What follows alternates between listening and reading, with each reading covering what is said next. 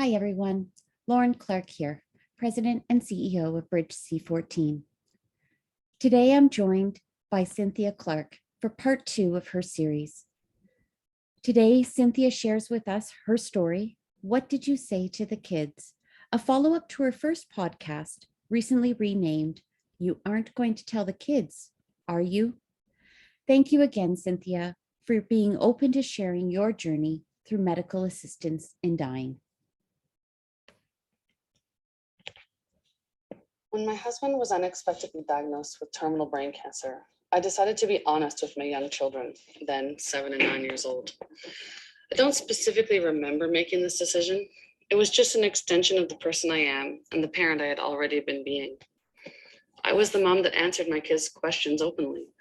My friends knew they could count on me to talk about bodies, sex, Santa, babies, religion, love, and politics as openly as sharing instructions on how to play a board game or make a salad. I viewed truth as the seeds of trust. In order to build a healthy relationship with my children, I needed to nurture and water the seeds of trust that I planted. So when the kids asked me the morning after his diagnosis, "Is Daddy going to die, Mom?" I had no other answer than the truth. Yes, he is going to die. His brain tumor is not curable. We're all going to die one day, but he will die sometime in the next year. As it turned out, I was only off by a couple of months. One of the counselors who spoke with us early in our cancer journey told me, "It's better in the long run for your kids to be included, consulted, and considered." She referenced some research that found that kids often felt left out of death by the adults in their lives who thought they were only trying to protect them. I was grateful for this advice since it validated my instinctual nature to believe my kids are capable of handling the hard truths in life. In spite of my agreement with this philosophy, the energy required to keep pace with their way of handling life was harder than I ever imagined, especially during the lowest moments of my own life.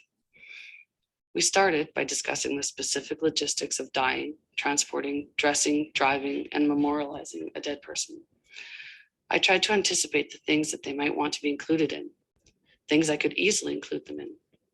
I asked them, would you rather Daddy die at home or in a hospice? Should we bury Daddy or cremate him? What should he wear at his funeral? What would you like the funeral to be like? I got more questions than answers. They hurled their unpredictable and nonlinear thoughts at me from the back seat of our cramped SUV. How long does it take to die? What is a hospice? Do your eyes stay open or do they close when you die? I tackled every query like a linebacker hungry for his career sack, determined to execute this well. How do you get a dead body dressed? How do you get the dead person to the funeral? How fast does a body start to rot? The endless questions were curious and innocent, but also harsh and painful to hear. I answered them as best I could, truthfully and calmly, in spite of the overwhelming pace they tossed them out at. I desired to be the mom that helped them feel safe and comfortable to grieve in their own way. They burn people? No. We are not burning Daddy. How much does the rock cost at the cemetery? The conversations were frequent, sometimes daily, other times more sporadic, always random. We bounced from serious to chaotic to angry to sad to curious again, jostling us like a fumbled football, bouncing just out of reach of extended fingers. My mind handled these questions while my heart winced. Sharp, searing pain melted into the back of my throat. My patience wore thin. I needed them to be quiet, to slow down, and to have some respect.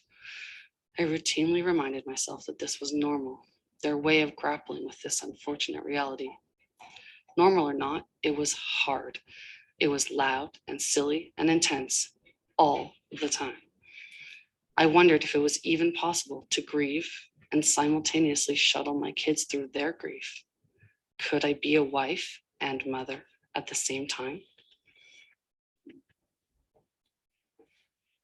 Will Daddy die in September or October? Who's going to kill Daddy? Will the doctor go to jail? Separating myself, the grieving wife, from myself, my grieving kid's mother, was excruciating, impossible even. I struggled to lower my standards, even with my therapist's soothing voice giving me permission, justifying the decline in my parenting. It's not lowering your standards, it's being gentle with yourself. And just when I sometimes think the fumbled ball had been recovered, was back in my possession, someone would suddenly pivot the conversation, releasing the ball again into the chaos. When you get married to our next daddy, I want to be a flower girl. The other one interrupting with contradictory promises to set traps for any new daddy that should dare to come along. Wait a minute, new daddy? What the? Why are we talking about a new daddy? How do you choose the right moment to tell your children that their dad is ready to die? There's no page in the parenting your kids through assisted death. There isn't even a pamphlet at the cancer center or at the children's grief place. He had chosen a date, and now we had to tell them. Well, we had chosen a date, and now we had to tell them. Actually, I had to help him choose a date, and now I would have to tell our kids. For the first time since his diagnosis, I had time to contemplate when, what, and how to tell our kids. I felt unsure about how to proceed. What would I say to the kids? I had never told them that MAiD was a controversial issue, a new and not so common way to die. We'd only discussed its merits as a compassionate and dignified choice. This was their first experience with death, so we were literally writing the script. I was hesitant to tell them their dad had picked a date because of whom they might tell and what they might hear in response. I did not want to put my kids in a position where they would have to defend their father's choice against an inconsiderate or unsupportive comment. And yet, how could we not tell them? What would happen to the seeds of trust if I didn't water them? Was I being wife me or mom me in making this decision? Was I guiding them in the script I wanted to write or trying to protect them from someone else's script? We decided to tell the kids one at a time. We read a book with our oldest about a memory tree and how when someone dies, we continue to remember them in our hearts. When we finished the book, we said that their dad was ready and had chosen a date to die. They looked to us to see how to respond and then moved in close for cuddles. It wasn't until an hour or so later that they came back with a lot of death-related questions. It seems too soon, they said. Can't he wait a little longer? We talked about what it must feel like to be ready to die, how long it must feel to have to wait once you really are ready. What seems short to those of us who are healthy and love him seems very long to someone who has decided. They expressed that they didn't want him to die alone. They asked about the funeral and if they could choose what he would wear. And then they got silly, a common defense mechanism to things that are hard, and their way of letting me know that they'd had enough for now. With our youngest, we read a much simpler book about all the feelings that people might experience when they say goodbye. This kid was so much more pragmatic, the first question being, when? Our children's grief manifested in different ways from the very beginning.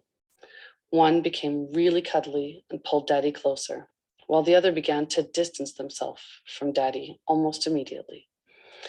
One became more defiant over time, the other increasingly angry. One spoke of death very matter-of-factly with specific and direct questions. The other was sympathetic and empathetic and very sensitive. I could tell that one of my kids would fare better with more certainty and less unpredictable future, while the other would absolutely step up and fill a void, but crumble on the inside after he died. Good morning, teachers. Last night, my husband and I shared his decision to die by MAiD with the children. We told them that he has chosen next Tuesday to die. I'll share the words that I've sent a few parents who are close to us that will share this news with their children as well. Perhaps it will help you manage questions at the school. Daddy is choosing a medically assisted death because he loves us and doesn't want us to see him suffering and dying slowly and getting so sick. He wants us to remember him like this and no worse. He's going to die no matter what. This way, he just skips the yucky part at the end. Our kids understand what MAiD is and that this is their father's choice. All of the professionals in our life recommend being as open and honest as possible. They are processing it all slowly and in their own way. We've told our kids that this is their story. They are free to share or not share, talk or not talk. We are not ashamed of this choice, and we haven't indicated that there would ever be a reason to be. They know that their teachers know, and if other kids have questions, they can direct them to you to answer them if they don't want to. Please ask me if you have any questions, especially about logistics or details if you need accurate information. Thank you so much for your support. I didn't ever feel that I had full support from everyone around us for the level of honesty that I'd chosen.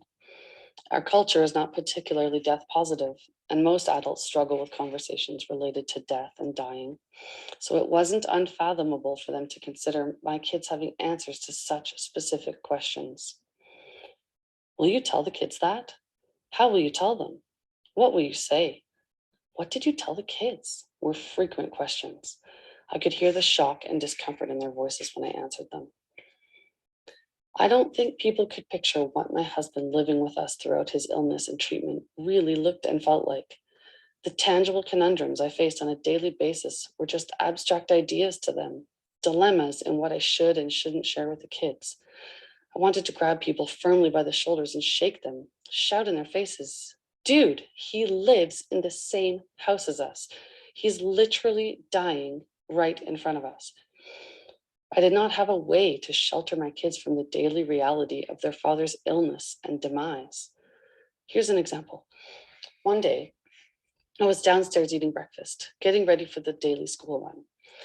I had to explain to one of my kids why we were going to be late for school again. We had to wait for the home care nurse to arrive because we could no longer leave their dad home alone. Remember yesterday when Daddy put an empty coffee cup in the microwave and then poured the cold milk into it? His brain is getting more confused with sequencing of tasks. It's a sign that the cancer is growing. His brain functioning was deteriorating, and my kids were noticing. I was barely done explaining when my other child bellowed down the stairs, "Mom, come right now."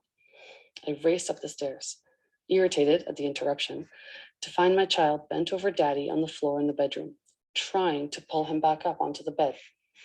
Between the two of us, we barely managed to heave his heavy body up onto a chair beside the bed.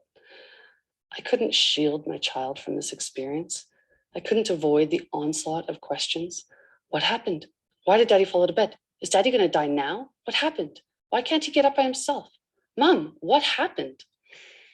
I couldn't stop them from noticing his completely limp right arm and leg. Yet another sign that the tumor in his brain was getting bigger. His symptoms changed and presented faster than I could consider how to talk to my kids about any of it. Questions like what, when, and how were a luxury I rarely had the opportunity to contemplate. Truth, that's all I had. They saw, they asked, I answered. It wasn't going to be okay, and I couldn't tell them that it would be.